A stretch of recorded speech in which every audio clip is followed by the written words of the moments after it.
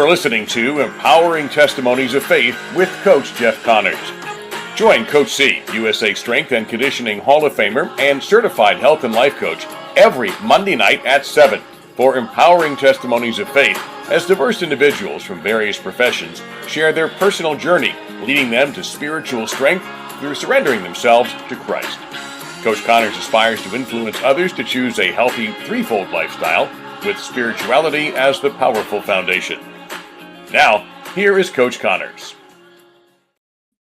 Welcome to Empowering Testimonies of Faith. I'm your host Jeff Connors, and we have a very distinguished guest this evening, former Ohio State Buckeye, NFL player, and NFL strength and conditioning coach, Anthony Schlegel. Anthony, welcome to the show. Hey, Coach, thanks for having me. This is awesome. And Anthony, you are definitely a man of my own heart, as is Mickey Marotti in many respects, your old strength and conditioning coach and my good friend. And the bottom line here is I'm in a full-blown mission to bring people to Jesus Christ, particularly athletes. Amen. And I'm on a relentless and fanatical mission there. And Mickey has told me a little bit about you as well. So we're going to kick it around a little bit tonight. Let's do it. Yeah, man. I love the fact that you said fanatical. Like, you just automatically started it, and that's something I was even talking to the guys at Ohio State, because fanatical, the definition is filled with excess and extreme single-minded focus. And that's really love God, love people, share Christ. And that's what you're doing. So glad to be here with you. Yes, sir. I'm just trying to bring those same things that I tried to get across in my coaching career to what I'm doing now on the podcast. So I'm excited about it. But Anthony, what we do here is we tell people stories. And I love to hear your story. And, you know, of course, we talk about the good, the bad, and the ugly. You might even want to mention some things nobody's ever heard about you before. No problem. So love to start from where you grew up, and who were your early influences in life, how you got into athletics, that type of thing. So love to hear a little bit there. Yeah, I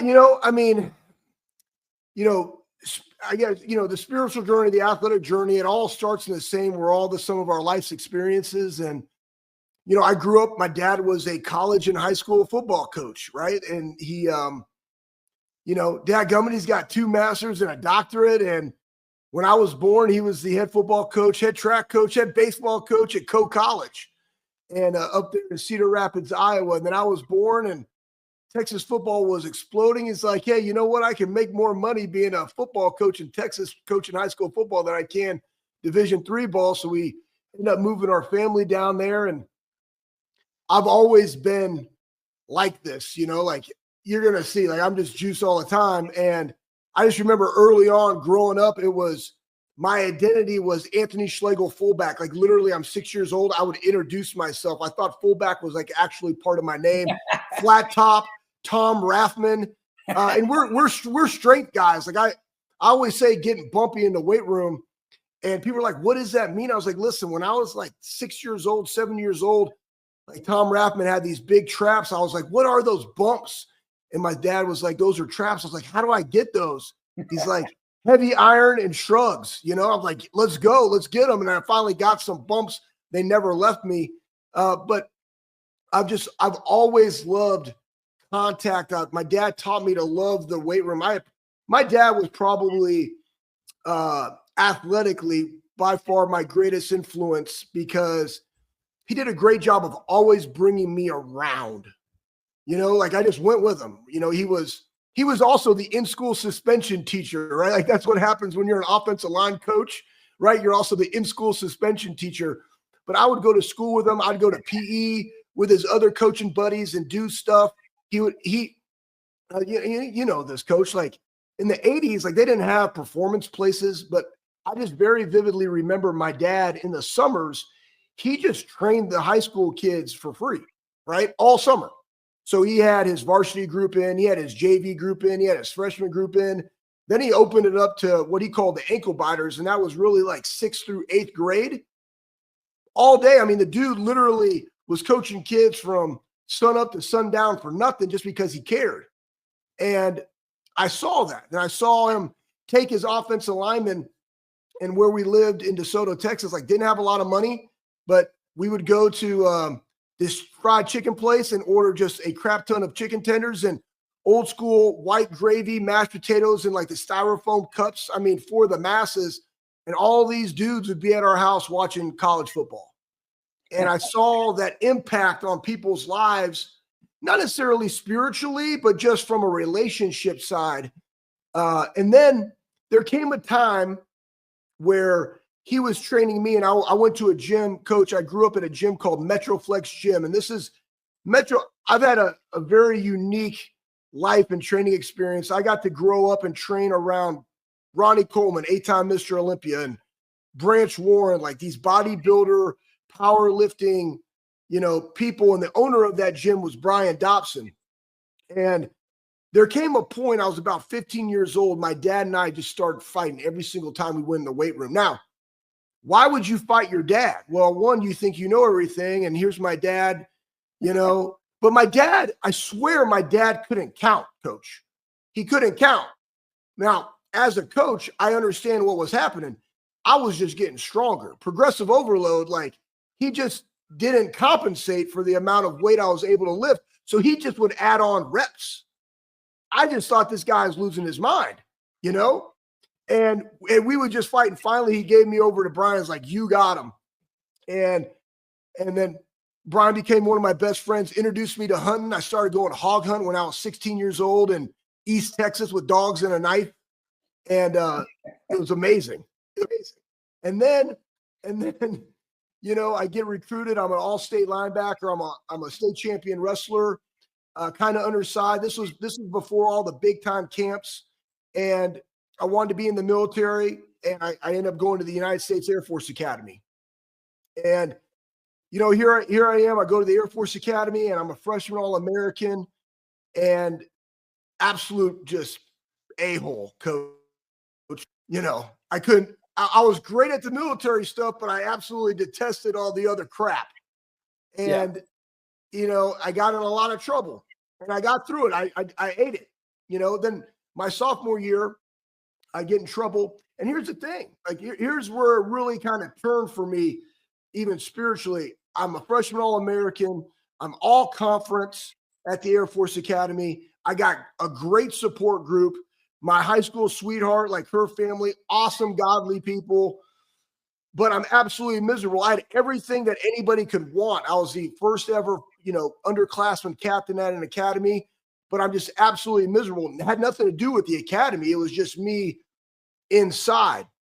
So I ended up leaving the academy, and this was before the transfer portal. This is early 2003.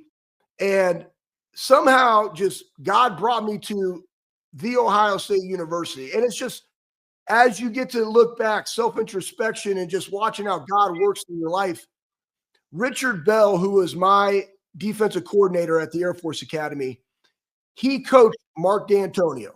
Mark D'Antonio went to West Point, and then he transferred left and came to South Carolina. That's where Richard Bell coached him. Ed Warner, who was my offensive line coach at the Air Force Academy, and I also coached with at Ohio State, he went to Mount Union, and he recruited Ohio.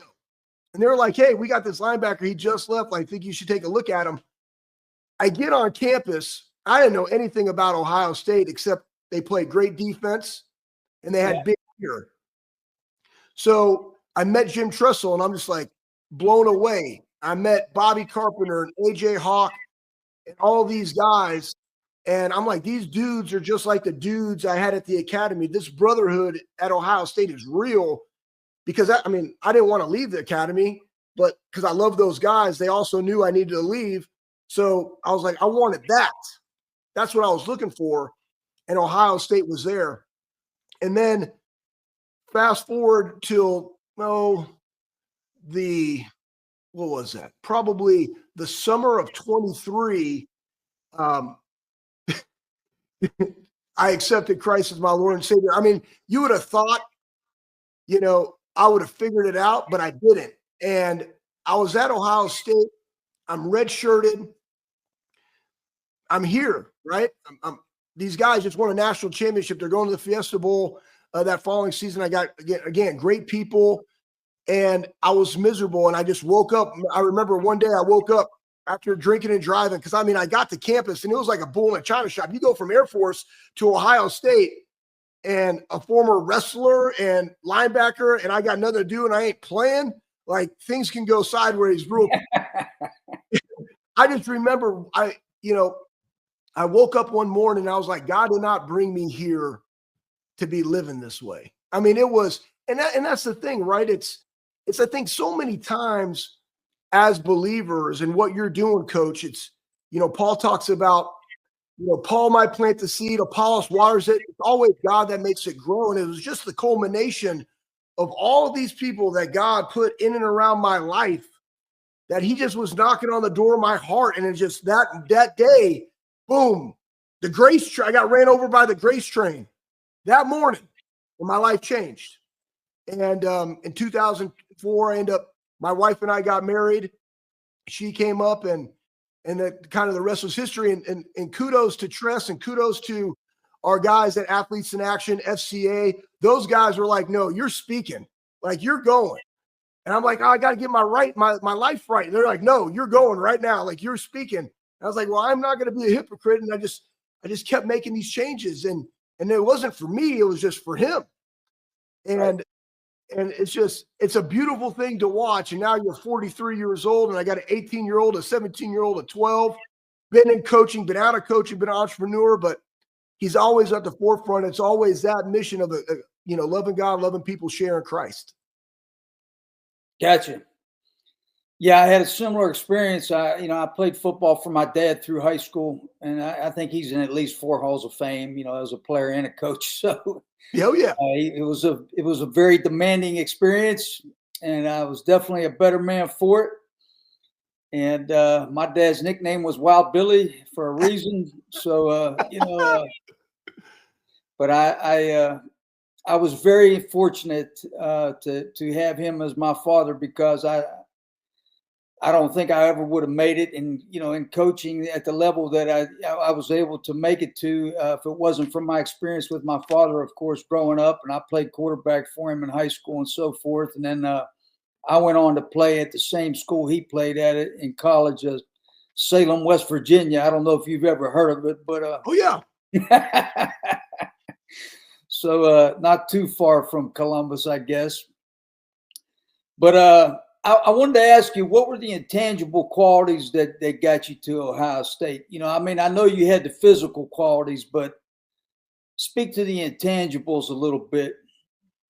The one thing I've always had, and it's a makeup, and it's so crazy, right? Like dealing with young people now, and I'm just talking to people, and I'm talking to coaches, I'm talking to parents, and you mentioned it, like the demand from your parent to be excellent, right? The love of practice. That's an intangible quality. Like, you got to love practice, regardless of what you do. I loved baseball. I played 3 sports. I love baseball. I love wrestling. I love football. My dad did a really nice job of whatever season we're in, that's the season you're in. You kept the main thing. Yeah. And the lessons you learn from not necessarily being the best at something, you learn how to be a great teammate. So being a great teammate, loving practice, loving the weight room. And I would also say toughness. Like, that's, the things that set me apart as a linebacker, very, very easy to identify. It was my toughness and it was my vision. I wasn't the most athletic linebacker. I wasn't the tallest. I mean, I'm 6'1.5", probably run like a 4.7 on a great day with, 20-mile-an-hour wind at my back. But I had great vision and I had great football acumen. And I think sometimes that loss with people, especially now in the recruiting process, like everybody wants these numbers, but sometimes guys can just go play ball. And why is that? And how do I identify? And these have been skills that I've used throughout my life coaching and throughout my life in business. But the ability to have vision and understand, like, hey, down and distance, formation, splits of the guard and the centers, running back depth. Where are they running? When do they want to take a shot? All right, I got this guy at the 3. I got to cover him. He's a lot faster than I am. I know they only got one running play to my right. Boom, I'm a boss over. I know I can get to that A gap, right? I'm a cutback player on this anyways, or I got 4 on first crosser and I'm communicating. I've had those things. So that really toughness and vision and then the love of practice were some of those intangible qualities that allowed me to be successful. Awesome. So do you think that when you got your shot in the NFL, did you feel like you were an overachiever or Oh man, you know what? Hey, this is great. Well, I love this. So NFL, here's the deal. So I go to the NFL and I played 2 years in the NFL and I had to sit out 08 and I played 2 years in the UFL. Should have had a longer career. Yeah, I got hurt in that second year, but it really, here's what impacted me. And this is why I tell kids all the time and parents, like, listen up. My identity when I went to the NFL was I am a middle linebacker. The identity of every people in every sport should be I'm going to be the best football player possible. That's the identity, right? I'm going to be the best baseball player possible. I tell it to my son right now because, like, in baseball, everybody wants people to be siloed. I mean, unless you're throwing 90, right? Like, pump the brakes, okay? I told him, I was like, you don't know when the testosterone is going to hit and when the genetic qualities are going to hit. So I want you to be the best baseball player you can possibly be, and we'll let God figure it out. And then consequently, like, he's going to go play baseball in Findlay, Division II baseball up in Ohio, right? But he ain't pitching. He's playing outfield because all of a sudden, when he decided to get in the weight room at 16 years old, he all of a sudden put on 23 pounds and went from 170 to, 190 something. Right now he's hitting home runs and he's fast, right? And it's like, okay, here's what you're supposed to be able to do. But when I went to the league, I had this mindset that I got to be a Mike. And the mindset should have been, no. You need to be 235 pounds. I was 250 when I went to the combine. I was like, no, you need to be 235 pounds. You don't need to deadlift 700 pounds anymore, Schlegs. You don't need to squat 600 pounds, Schlegs. Like, you need to be 235. You need to be able to bend and play in space and work on the craft of being an elite special teams player because you already know how to play linebacker. Like, that's nothing. Let that happen by being a great special teams player. I didn't play a lot of teams at Ohio State because I was playing every down at linebacker. I deep snapped at the Air Force. I should have kept that going. Yeah. Even though I would have been the backup at Ohio State because they had their own, like, one-off guys. But that identity of being just the best football player possible, that's what I needed. And I didn't have it. I missed it. So now when I talk to kids, I'm like, you want to be the best special teams? You want to get on the field? Let's go dominate special teams. Be that guy. Be that guy. And guess what? Every time you are that guy, you will get an opportunity. Makes sense for sure. Easier said than done, right? Yeah. Oh yeah. I played corner in college, man. If you can believe, I always tell people I was the last white corner in college football, but we played a lot of zone, but I was also the wedge buster on a kickoff team. So yeah. And I wanted to be, I wanted to dive into that wedge. Absolutely. I don't know if they even still run a wedge very much. I don't see it. No, they're kicking off and dropping into the zone, and the game has changed. I don't see it anywhere. I wanted to talk a little bit about Mickey and Mickey's program. And, sure. Mickey and I go back a long way. When he was at Cincinnati, I was at East Carolina the first time. And we played each other, and that's how we met. And then I had this kind of crazy responsibility of motivation with the team, like on Friday nights and stuff like that. I kind of fell into, but I got 2 guys that were fighters, and I brought them in to fight 3 rounds one day, in front of the team in the locker room before we went out and then played Cincinnati. So we ended up winning the game. We played in the mud. I think Rick Minner was the head coach, but it was a grind. And then when Mickey found out about it, of course, he loved that, but because Mickey was all about anything to make people tougher. And again, Mickey's a man of my own heart, because I always believed you could make people tougher by doing tougher things, just like the U.S. military. Oh, preach, man. And there it goes. So, but yeah, speak a little bit about Mickey's programs and, especially those competitive scenarios that I've heard a lot of stories about. Coach, well, I would say this, like, one, professionally, Mickey's by far had the biggest impact on my coaching career. I'm at Ohio State. I'm training guys out of Metroflex gym, right, on my own. I got like 75 athletes. It's awesome, man. I'm in there. It's 105 degrees in Metroflex in the summer, and I got these 75 kids, and I'm running it like a college program.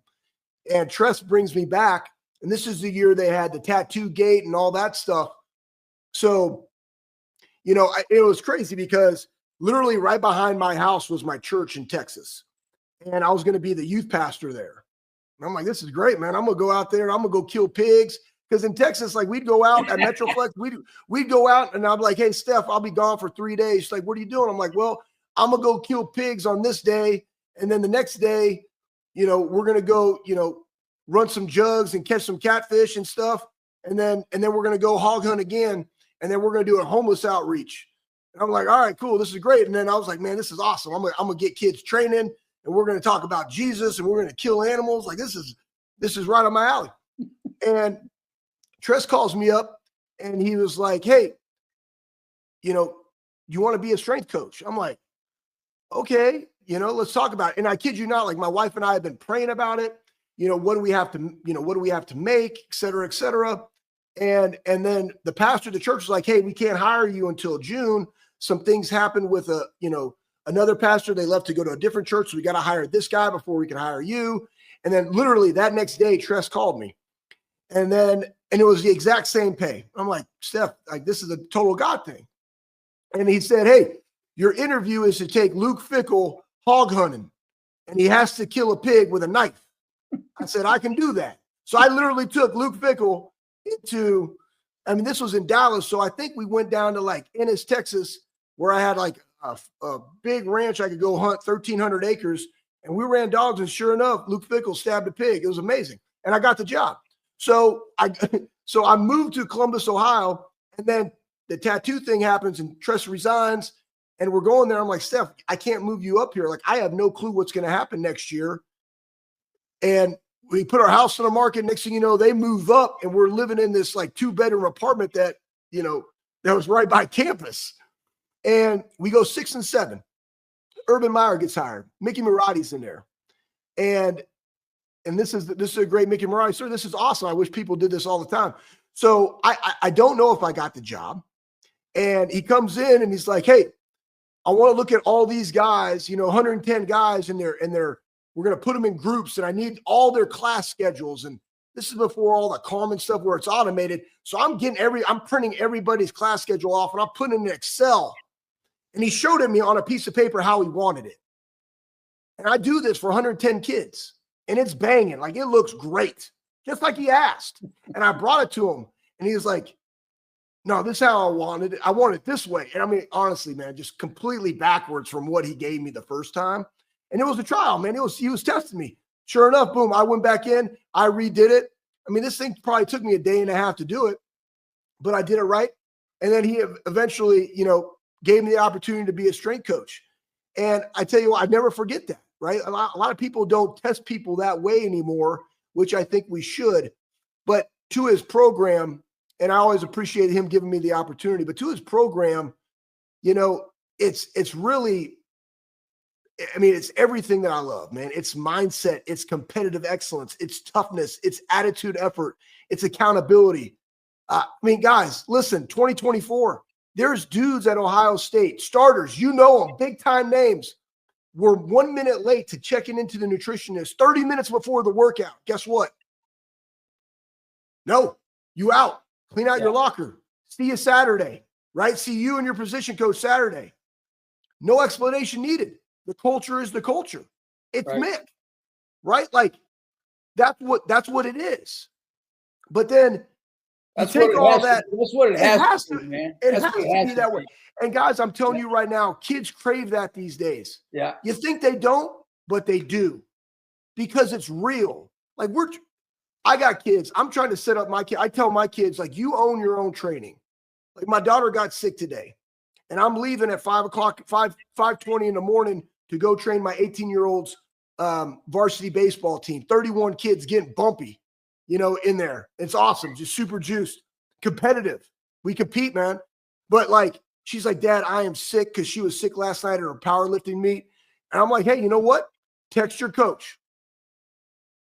That's not on me. That's on you, right? Hey, son, I got to go do a pitching lesson or a hitting lesson. You set it up, right? You tell me what you're doing. We'll do our training around that. But like, you have to communicate, right? That's what it's about, right? He's teaching them for life after football how to be a grown man in the confines of the program. But to the competitive excellence aspect and in the weight room, listen, you said it, Coach, like, you got to do hard things and mix the best at that. Like, we would do croc rows, you're doing pull-ups. It's me versus you, mano a mano, bike sprints, right? But in all of those moments of competitive excellence, there's always nuggets. There's always ways of grabbing guys' attention. And I'll give you a couple examples. One, we go in and we had a grip contest, right? So it's half your body weight. And I'm impatient, Coach. I'm impatient. We got 5 strength coaches in there. Of course, Mick has his own dumbbells, that he's using. He has all the best stuff. I'm over there squabbling for the scraps, right, of dumbbells, trying to get my guys going. And again, we're putting 6 pounds of crap in a 3-pound bag, people, so we got just a finite amount of time. So I say, pump it. We're both doing 150s. I don't care. DB, lineman. I just had 2 sets of 150s. We're grabbing them. Well, hey, he weighs more than me. I ain't listening to it. Right? Boom. They pick him up, and you're holding him for time. And I'm like, look at his face. Look at his eyes. Just you versus him, right? Like, that's what we're doing. Spring football, me versus that guy. I got to go play. I got to go make plays. We get done. Guys like, man, this ain't fair. I don't say nothing. I just go on to the next. Doesn't even bother me. Boom. You bring him up at the end. It's like, listen, here's the point. The game doesn't care. Buckeye Nation doesn't care, right? Let's take this in real life. You're a slot receiver. You're a slot receiver. You get 2 plays in the game, and you get to block the nickel. You get 2 plays in the game, and you get to go block the strong safety. What is your wide receiver coach looking at? Who made the play? That's what matters, right? You get on the fan bike, and we're going, me versus you. Oh, this bike sucks. This bike doesn't work. You got the better bike. Boom. You hit the bike. Absolutely not. That's a personal foul, right? Just go win despite the circumstances. Be a winner. You might not be good at that. You might have to get that, galactic threshold higher, bro. You got to go. No excuses, baby. That's the point. Love that stuff, man. So what do you think makes Ohio State? Go ahead. No. It's honestly, Coach, like the sled pushes, guys cheering each other on, guys talking trash to each other. I think too much in this world, we've gotten to where it's got to be politically correct. Everybody gets a fair shot. Ain't fair. Fair. And they got to know that, because that's where the mindset is that, man, I got to be at max capacity every day. And what's the easiest way of being at max capacity, people? It's sleeping, it's eating, it's hydrating. That's it. Easiest three things right there. No doubt. So I wanted to ask you what you thought, what makes Ohio State so special and keeps the program like in the top 5, always? I would say this. Ohio State has the closest brotherhood of any school that I've ever been to outside of the academies. That's a fact. I mean, we do a thing called the Buckeye Cruise for Cancer. we've raised over, I don't know, 40 something million dollars in 18 years that we give back to the James. And it's about 35 former players that do it. Guys in our community are doing philanthropic work all the time. Guys in our community are around our guys, want to help our guys. It's just a special, special place. I think they've done a great job, especially in this NIL world and the transfer portal world, of being ultra selective, of not necessarily great players, but great high character players that fit within the culture of the program. That's what I've seen. That's what I've witnessed. And when you do that, it raises everybody else's level. And it takes some time to figure out your voice when you come in and you're a fifth-year guy and you just came into a new program. I'll tell you this, Will Howard, Quinshon Junkins, Caleb Downs, Davison Igbenuson, Josh Simmons, Seth McLaughlin, who just ended up getting hurt. Like, these guys are all in Buckeyes, all in. And I'm a transfer guy, right? So I understand it, but they're Buckeyes. They do a great job of that, but while also developing the guys for competitive excellence. And here's the other thing. Ryan Day has done a great job of this. He literally went back when they were thinking about getting Quinshon Junkins. He went to Trevion Henderson, who came back for his senior year and said, hey, we got an opportunity of bringing this guy in. How do you feel about it? I mean, again, in today's age, right, people will be like, oh, we're just going to bring him in. He went down, had a grown man conversation. How do you feel, coach? Whatever's the best for the team. Where do you think that mindset happened? That happened in the weight room, right? That's the development of years and years and years of, I want competitive excellence. I want our team to be successful, right? And so now you have that conversation, and without coaxing a guy into it, he just regurgitates exactly what is needed in the program because it's made him better. Right. Like, that's the beauty of it, right? When Jameson Williams, great wide receiver, went to Alabama, playing in the league, right? Brian Hartline sat him down and said, hey, man, we got Marvin Harrison Jr., Jackson Smith and Jigba, Garrett Wilson. You know, like, you're right there, but you're going to have to be patient or go into the portal. I believe in you, but I'm just going to be transparent with you. That doesn't happen. Too many times they're just BSing guys just to keep them and keep the stars and keep the status as opposed to being real. And I think that authenticity, one from Coach Mick, two from the staff, like, that's what resonates with guys. And that's the thing, man. That's the one thing I learned from Tress. Tress was phenomenal at the relationships. And when you're authentic and you got great relationships with your players, you can win in the culture. You can win in the portal because that's who you are. That's your identity. Right. Now, with the NIL, these guys coming in, what's the orientation look like? I mean, what do they get hit in the mouth with as soon as they come in the door? Ooh, coach. I mean, Mickey calls it, and I love this, forceful adaptation. You know, it's like you can lead a horse to water, but you can't make him drink unless you shove his face in the water, and some goes down his nose, some goes down his throat. Like, they're just saturated into the culture. I used to be a big proponent of, like, high school kids don't come in early, but we got a guy, Edric Houston, right now who's playing. Edric was not where he is now. He would not be where he is now if he came into the summer. He needed full cultural saturation, right? Forceful adaptation at the jump. And you can only really do that in the winter because the way it's structured now, you have 3 or 4 weeks of that summer period, and then you have that July 4th long break. Then you got 3 weeks. Then you got a mini break, and then you're in camp. So you can't get it when they come in that June phase. You got to get it in that January, February, March phase. And that's really where the magic happens. But again, it's like competitive excellence day one. Toes on the back edge of the line. Leaders got to lead. And really, what's taken off this year and what we saw, it's, and people talk about this all the time, Coach, whether or not it's coach-led versus player-led, and it's player-led. When you got players in there just adding on culture reps to the program. And I know all the coaches are out there. Well, that's not the sets and reps. Bump it. It doesn't matter. When I'm seeing dudes like spit and strain, because they're doing culture reps, that's what I care about. Yeah. Because that's what their teammates care about. Are you willing to spill it for me when you're uncomfortable and I told you to go do it? Are you going to go do it? Regardless of who you are, where you are, freshman to senior, doesn't matter.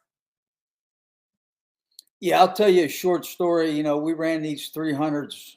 That was big for me, 1 day a week. And it's so terrible.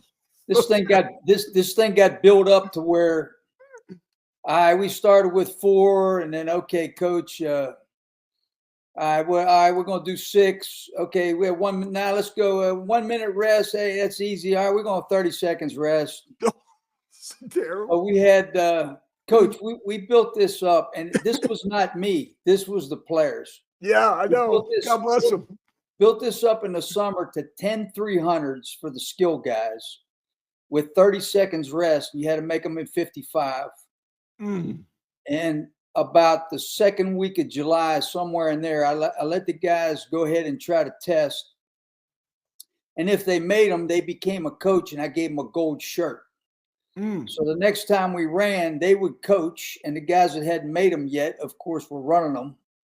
And of course, I had these guys do something, like we did 110s with them then or whatever. But this was a crossing over, And I'd sit back and be amazed at these guys with regard to the leadership. And you get to the end of the summer, you got 75 guys out there with a gold shirt, maybe 12 guys hadn't made it yet. And when you see 75 coaches out there insisting that if you want to be part of this, you're going to make these, whether we got to drag you across the finish line, whatever it takes. And, that's something I'm never going to forget in my career, is how significant that was with regard to the leadership within the team. Yep. And whatever you're doing, that's it just happened to be 300s. Yep. And so, I'll see a kid I haven't seen somebody for 25, 30 years. The only thing they want to talk about is the 300s. So memorable, baby. Memorable. Yeah. I tell you this, you're talking about Coach Mick. One thing that I love about him, and one thing that I try to stress to people, and you would know this, and I think a lot of strength coaches, a lot of people that are just in business got to figure this out a little bit, Coach, is there's one language, right? Like those guys, like what you just talked about, there's one language, and it's hands-on, right? Like the training is the training. And guess what? It's Coach Mick's training, right? Just like it's your training. They're just an extension of you out there. You know what I'm saying? Yeah. And like, I remember when I went back and helped Ohio State for 6 months this year. I'm 43 years old. I've been a head strength coach in the NFL. Won a national championship with Mick. Boom, I'm in there. Yeah, it's like riding a bike. But I'm taking notes as far as I want your cues, Mick. Again, because I know language drives change. And guys resonate with what that is, right? They're like, well, why is he saying this different? Or why is he doing this different? If it's all the same, it's all the same. Yeah. And that's imperative. You know what I mean? It's not about what you want to do in your program. It's what about that guy wants to do in our program. We're an extension of him, and then our players are an extension of that, right? Those coaching cues that you're getting it, so they can be hands-on and be that coach. And I just sit back. I'm just like, oh, yeah, get him. I'm just encouraging him. And I think that's the other beauty. I think that's different with hands-on coaching and like Mick, and what I love about him. I mean, I'm sweating. I mean, I come out of there like I had to train before we train because I'm gassed, but I coach the dude, spotting and coaching the dude. I don't want to coach the dude. I want the player to coach the dude. And that's an approach, that's a mindset. Yeah, we're training violent to be violent. We're, energy, enthusiasm, effort, all those different things. But that's the why, it's got to be player led. And that's the most beautiful thing to watch. No doubt. And I came up to Mickey's clinic 2 years ago and saw some of that being demonstrated that you're talking about. Great stuff.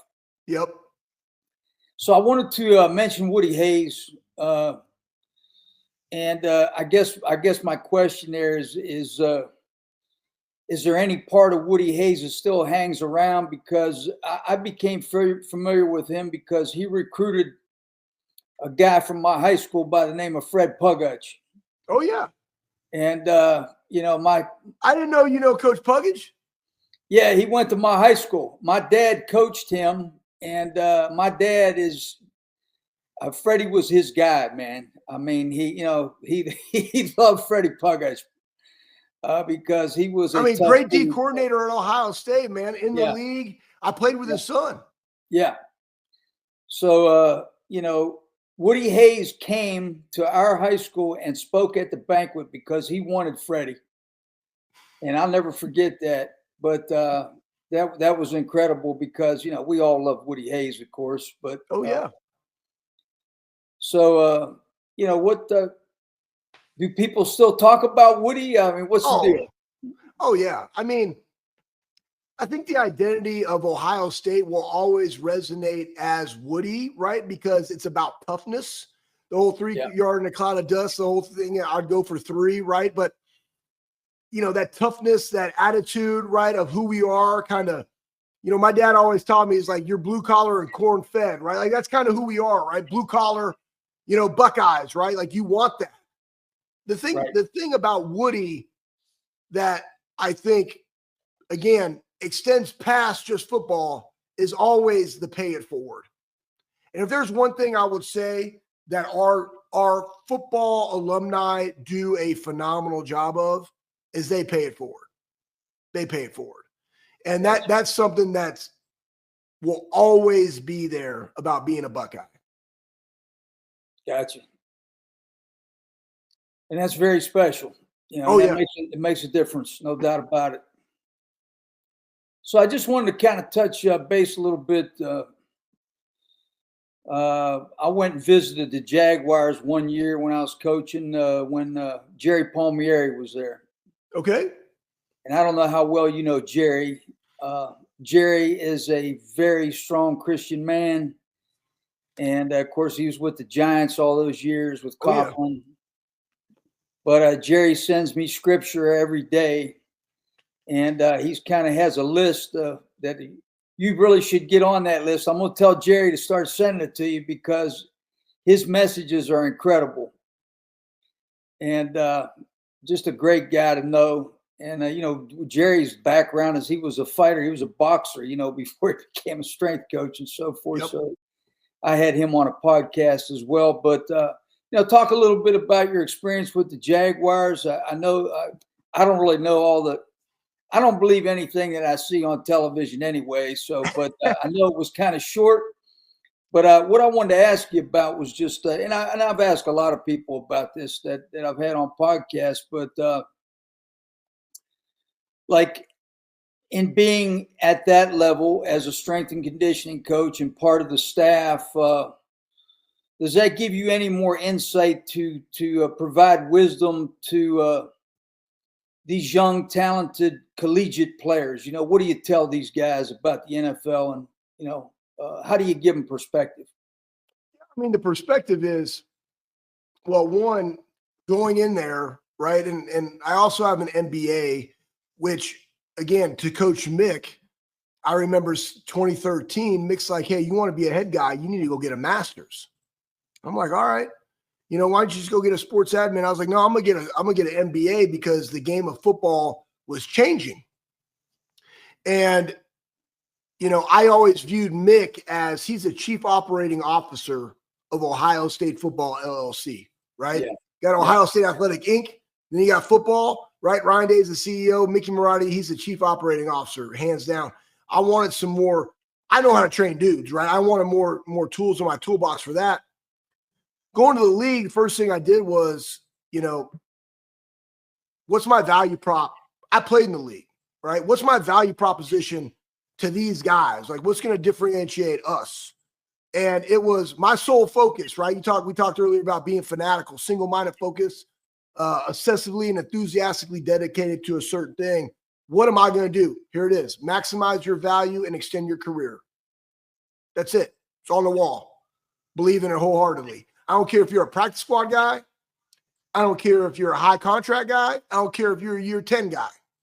My job is to maximize your value and extend your career, right?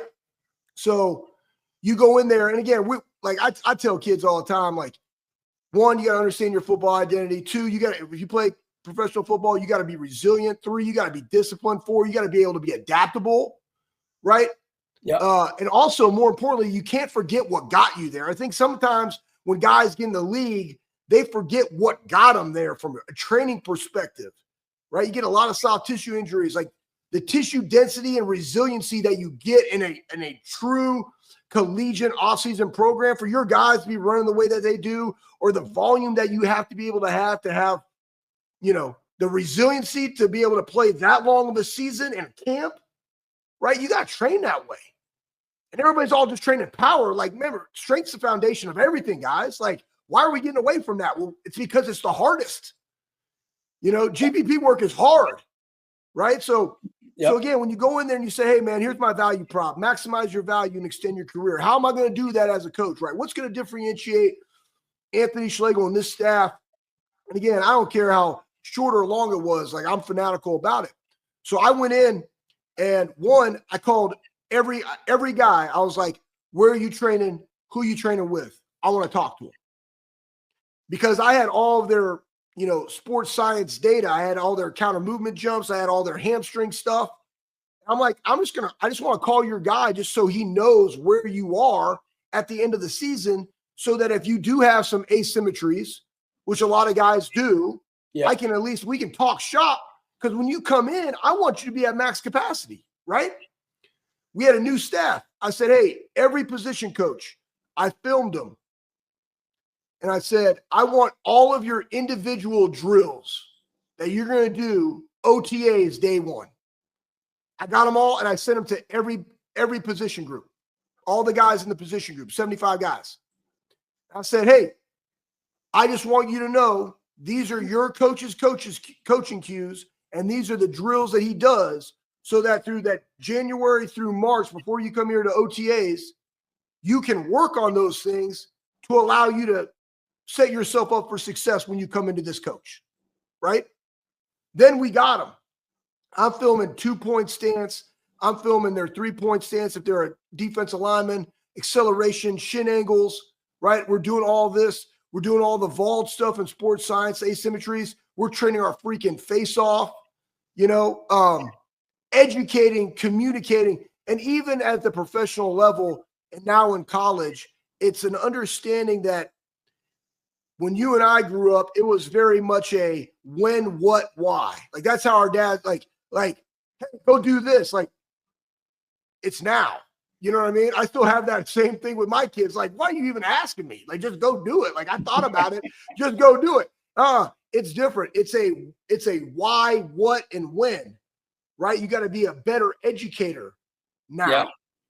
Yeah. So you have all those different things, right? Like, I want protein shakes that the guys want to drink. If the guy's like, you weigh in after camp and the guy's lost 8 pounds, what color of Gatorade does the guy like? Because if he likes lemon lime and you give him red, guess what? He ain't drinking a red. He wants lemon lime. So let's give him the things that he needs to do, because that's one way of preventing soft tissue injuries, right? So it's just that dialogue and that communication and that just +2 mentality and service to the athlete. Doesn't mean be soft. Doesn't mean be soft. It means like, hey, coach, you want to run pursuit drill in week 12. Okay, that's on you. I don't think we need to run pursuit drill, but if you want to, okay. But I got this guy right here that just had 7,500 yards total distance on Sunday. He's a hamstring guy throughout his career, never missed a game for us, soft tissue injuries. Like, we went from like the bottom quarter in the NFL, like 30th in the NFL, to 5th in soft tissue injuries in 1 year. But it's like, hey, you know what? Run a bubble to his side. I just saved the guy 30 yards of high speed distance. Doesn't come out. He knows that I took care of him. He knows that his coach took care of him. Guess what? Guy's willing to spill it for you. You know what I'm saying? Yeah. Or my special team guys, right? They're just killing at our practice. I got to keep those guys healthy. So I brought in all the recovery tools that I could muster, right? Spent $1.5 million, not on a weight room. They're the customer. I want them to be able to go get cryotherapy or go get in the cold tubs or go do an infrared bed or go do a float tank. Before, they were going off-site. But guess what? They're the customer. Player-centric. They're the customer. So I put it right in front of them. And then I educated them how to use it. Then we devised the plan individually, how you're going to do it, right? All those things. How do I activate you before practice? You're a growing guy, hamstring guy, core guy. Like, how am I turning you on before you go out there? I got it. Boom. We're there for you, right? That, to me, that relationship, them understanding that I'm there to serve them because we only have a job because of them playing. You can't ever lose sight of that. Like, coaches aren't bigger than the program, bigger than the players. It's always about the players. And that's just kind of my mindset when I took it to the NFL. Yeah. So basically what you're saying is, bottom line is, it requires individualization to an extent. Yep. And hey, the cool thing is this, right? Like, even at Ohio State, we're training, speed, big speed, power, right? Boom. Right. 3 groups, different guys, like all within a group. I have 3 racks at my disposal, like I'm using, right? Because Coach Mick has 6 double-sided, right? I got 2. So I have 4 racks. He has 6 racks. I got 12 dudes. But on those 12 dudes, I might have a speed, a big speed, a power. Then I might have a developmental guy, a gen guy, right? General pop. And then I got an advanced guy. So I got 9 different workouts that I'm rolling through in one workout. And you know what, though? That's how it should be. It makes you have to be a better educator and a better communicator, right? When you're doing these things. It's also why it's imperative that those guys coach each other, because you only got 2 sets of eyeballs. But it's also, I think sometimes young coaches don't understand this. Like, where do I stand so I can see everybody going? You know what I mean? Like, there's an art form. You know it, coach. There's an art form to, like, where do I stand when I coach 9 dudes, in my racks? Or I'm in high school and I got 30 kids on 10 racks and they're all getting bumpy. Like, where do I coach them? Where's my back? How do I spot this guy and still have a look at everybody else? That's the point. Yeah, I used to call it pods, give my assistants certain pods they're responsible for. Yep. Yeah, so I want to mention the reason, and one of the reasons I got into the spiritual end of this, particularly with athletes, is because I really believe that when you wake up in the morning, you got to be ready to fight the spiritual battles. And the thing that I thought about after I retired was how many spiritual battles with these athletes that we lost over the years, because I saw well over 100 guys go by the wayside because they couldn't quit smoking marijuana, for instance. But when you look at that, and you look at all basically the main things that bring people down, particularly maybe at the NFL level, drugs, women, the club, and selfishness and individualism. But I think that that's why I think there's such a need to have someone on staff. And I know you got these player development people now, and hopefully they're effective, or player engagement folks, I guess they're referred to as. Yep. Can you kind of speak to that for a moment? Yeah,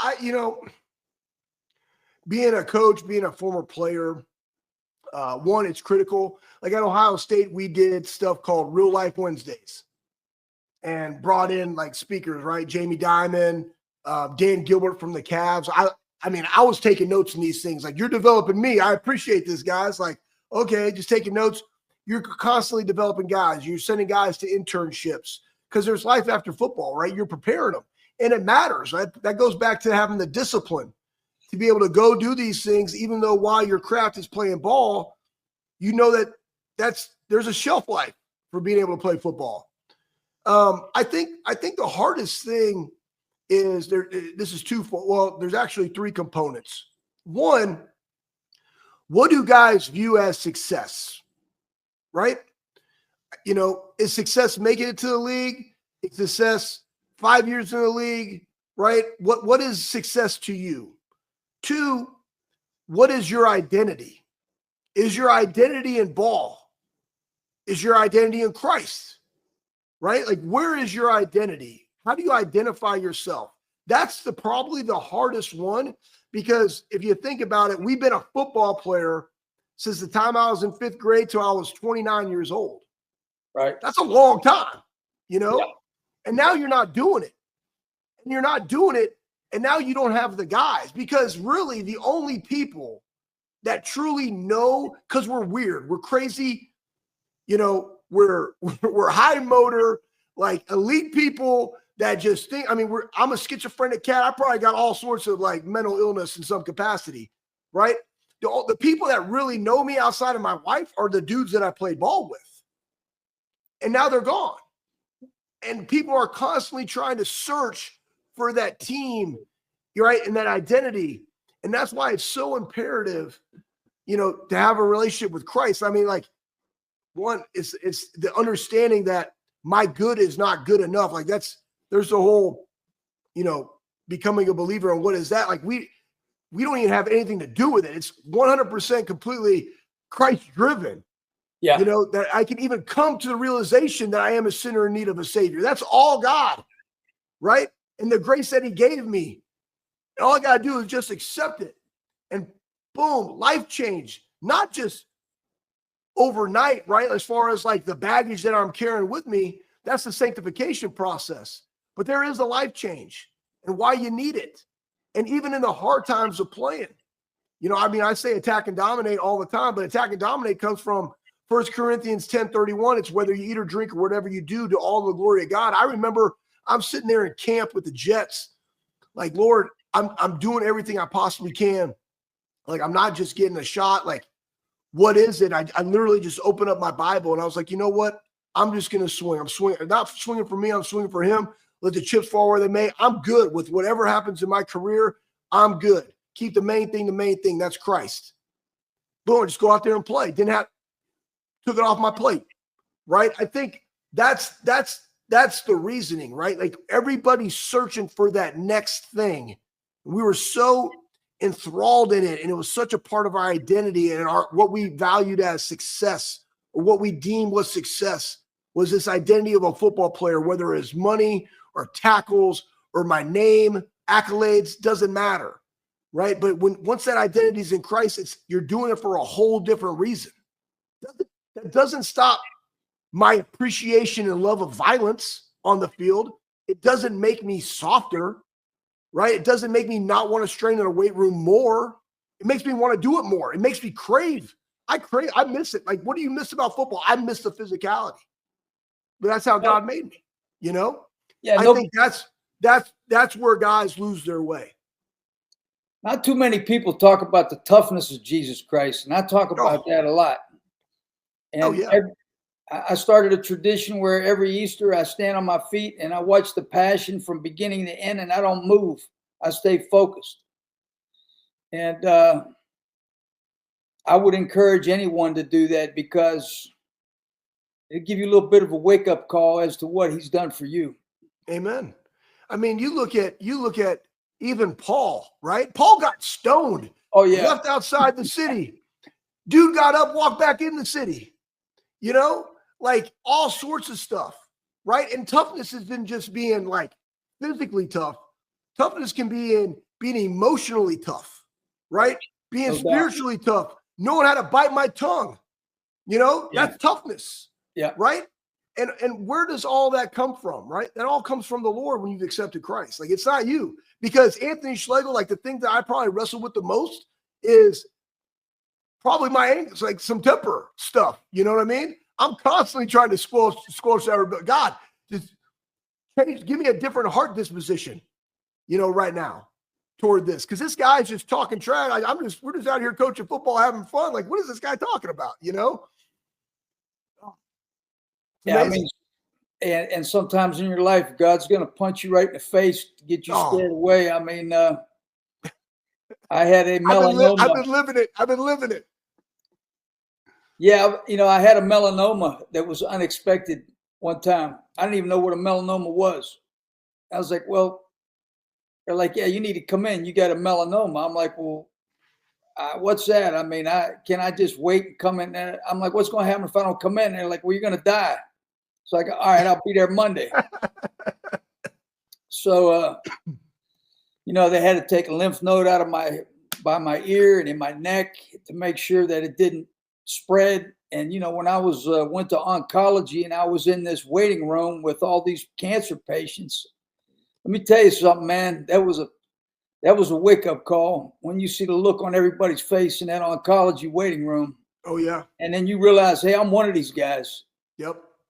And then, praise God, it didn't spread and I got it removed and everything. And I mean, it was, I'll tell you what, that'll give you a little wake-up call. And Yep. sometimes that happens. Absolutely. Yeah, just a couple more things here. I wanted to talk about the way that strength and conditioning has come full circle now. It's kind of interesting to me. No matter where you look in the country now, all you see is racks and platforms. Because I was there in the era where we were having these knockdown, drag out fights about machines versus free weights, and Ken Manny at Michigan State and all those guys, and when Nautilus was big. And so it's interesting to me how everything's come back full circle to the basics. Oh, yeah. The basics are always the basics, right? And that's where, regardless, my biggest thing is this. Like, I don't care what people do in the weight room. To me, I mean, you could have 5 sets of 5. I don't care. To me, it's all about how you coach it. Yeah. It's all about the situations that you put them in. Now, might it not be optimal? Yeah, sure. But guys are going to get developed. I mean, they're at the phase of life where they're going to grow from it for sure. Yeah. So it's not, to me, it's always not necessarily what you do, but it's how you do it. Right. Because everybody that's putting programs together know how to put programs together. Right. So, to me, the greatest thing that when I'm looking at a coach is how do they do it? I think that's what separates people, the longevity aspect, why Mick is who he is, why who you are, it's the relationships with the guys, because that moves the needle, because they trust you. They're going to listen to you, No doubt. But you always, same thing though with training. That's the thing, right? You keep the main thing the main thing. Yeah. And I mean, I even saw it, firsthand. I mean, listen, you're talking to a guy that deadlifts 700 pounds, right? Like, I mean, like, I love the deadlift, but I'll tell you this, you got to squat to squat. I don't have to deadlift to squat. I got to squat to squat. Guess what? The better I squat, the better I deadlift. Yeah. You know what I mean? And I mean, this is real talk. We had a kid in there. We probably trap bar deadlifted maybe 4 times in the span of 6 months. This kid did 650 for 15. 650 trap bar deadlift 15 times. Light touch and go. Right? You're just like, all right, that's strong. Right? And there's other times too, guys, like, hey, I'm not a big, like, we got to have the numbers guy, because at some point there's diminishing returns. I learned that in my own career. You know what I'm saying? Like, we had a guy, Corey Lindsley. Corey Lindsley, easily I could put 700 pounds on Corey Lindsley's back. He could have hit it 3 times. No problem. 700, right? 585, boom. 5, you're good. You're good. 5 times, you're good. I don't need any more. I know you got it, right? Because I think sometimes, but here's the other thing too, Coach. Every program, this is why I think it's not always the same thing for all people, because all programs are different, because the types of guys you have are different. Right. What you do at an Army to develop those guys to be able to run the option and be dude movers and stack on mass while they're also doing military and they're not able to eat like they could at Ohio State, right? Or even at Eastern Carolina, right? Like, you got to do some things with those guys. Like, you got to move the needle and push the needle, take them all the way to the edge. I don't necessarily have to take them to the edge at Ohio State, because the risk is not greater than the reward. The number one thing I got is you got genetically superior individuals, and you got to maximize that genetic potential. But you also got to keep them safe, because guess what? If you don't have your alphas there on Saturday or Sunday, the team that has the most alphas has the most better opportunity of winning the football game. Right. So you also got to know what your role is as far as the team development and what they got to have. And that's why at Ohio State, that mindset, that competitive excellence, that toughness always has to be supreme. Do guys get bumpy? Do guys move heavy weights and are super strong? 100%, right? Do you have to do it a little bit different at other places? 100% you do, right? So you got to know what you got and what it is that you got to get your guys to be able to go produce on the field. And another thing, too, that coaches don't understand is you're a strength coach. I'm a strength coach. You played a lot of ball. I played a lot of ball. We also don't call plays. And when I hear people talking about, man, they got to go evaluate the strength staff and the strength coaches, I'm like, bro, you better go evaluate the coaches, right? Like, and I always say this all the time, is that coach as fanatical about the weight room, about football as I am in the weight room? Like, those are the dudes, when people are out there trying to find jobs, coach, it's like, hitch your wagon to a fanatical football coach. Yeah. That's what you want. Guy that wants to get in the weeds, guy that loves his guys, guy that's a great educator and a great leader of men. That's who you want to be, because he's going to be as invested as you are in the weight room. He's going to be that invested on the football field, because you can have the strongest, fastest, most athletic team in America. You got bad coaching, you're a 500 team. I hear that. Oh, yeah. I've seen it. Oh, I know you have. Well, yeah, one more thing. Can you just talk a little bit about your business ventures? And, of course, I know a little bit about that because I have purchased the difference and the striking pad we use. Talk a little bit about that. Well, so 2015, we won the national championship. In 2014, Coach Meyer's like, we were the best in America at the fundamentals, and that's loaded stances, right? And people are like, why are you so fanatical about loaded stances? It's not necessarily taking false steps. Honestly, it's shin angles, right? It's teaching guys angles. Because you're like, oh, wide receivers, they do all this stuff at the line, but when they accelerate, look at their shin angle, right? So loaded stances and the fundamentals of the difference, which we called elbows in, thumbs up, hairline below chin, right? And so he was like, I want to do these fundamentals in our offseason program. So I'm like, boom, boom, boom. Hey, here's 2x6s. We're striking 2x6s. I just saw the problem. And there's all this other great equipment that's out there, football sleds and in-ground sleds, but guys weren't going to them. And I couldn't coach them because they're a football product in the offseason. You can't use them. Or guys have to hold bags, right? Or hold a med ball. Now I got to have a partner. So I'm like, bump it. I'm just going to invent something and throw it on a weight rack. And sure enough, our guys were hitting it. And I was like, man, that's 40 reps that guy would never have gotten. So I basically re-engineered a football sled to fit on a squat rack. And it's a strike absorbing mechanism to I just be, honestly, violent hands. It's a plyometric push-up when you really think about it. But it's just, I just want to be violent. I want kids to learn how to be violent with their hands. And 9 years later, 5,000 striking machines, 125 Division I colleges, 30 NFL teams. We're all over the place. It's super fun.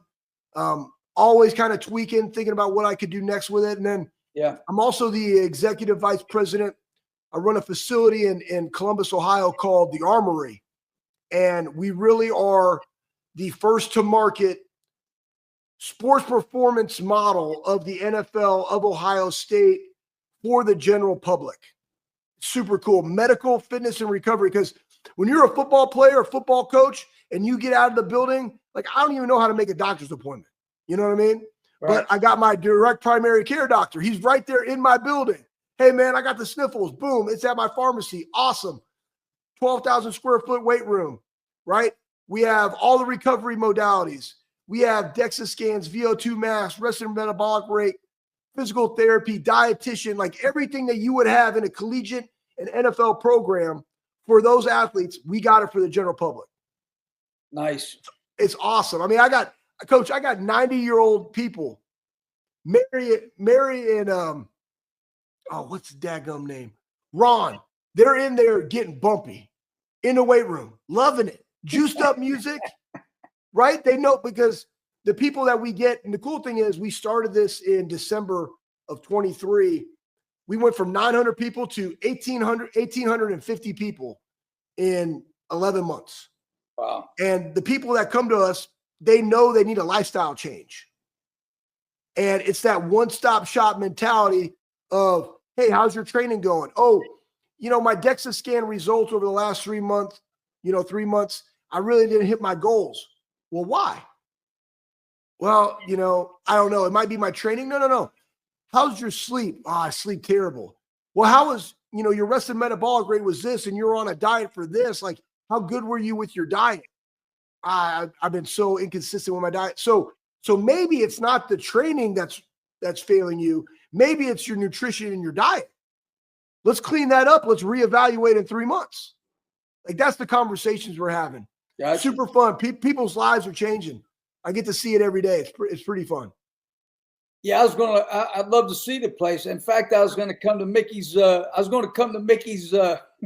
clinic again, but I just found out he's not having it because of some kind of construction going on. Oh, yeah.